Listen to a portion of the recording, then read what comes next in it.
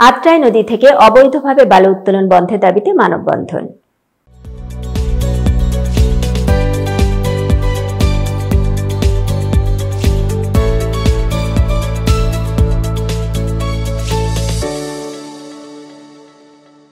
খিরসেন TV news desk.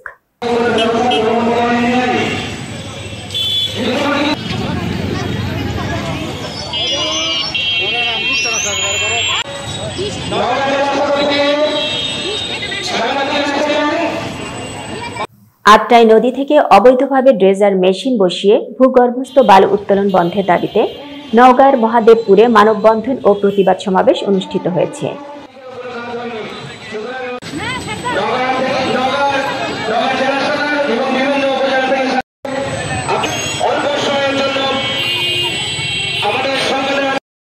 দুপুরে উপজেলার মাছের মোড় নদী বাঁচাও দেশ বাঁচাও রুখো বালুদস্যু বাঁচাও আত্রাই নদী স্লোগানে মহাদেবপুর দর্পণ পরিবারের আয়োজনে এই প্রতিবাদ সমাবেশ অনুষ্ঠিত হয়।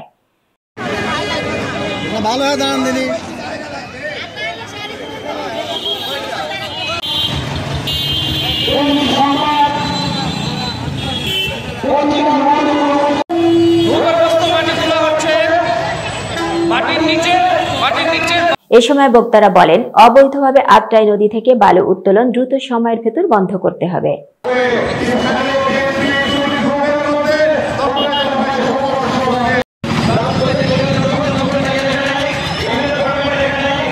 এ সময় উপস্থিত ছিলেন মহাদেবপুর দর্পণের সম্পাদক সাইদ টিটু, প্রকাশক রওশন জাহান, সাংবাদিক কাজী মিলন, সাংবাদিক সুমন, পাখিপ্রেমী মনসুর রহমান সহ নওগাঁ জেলার বিভিন্ন উপজেলা থেকে আগত সাংবাদিক বৃন্দ।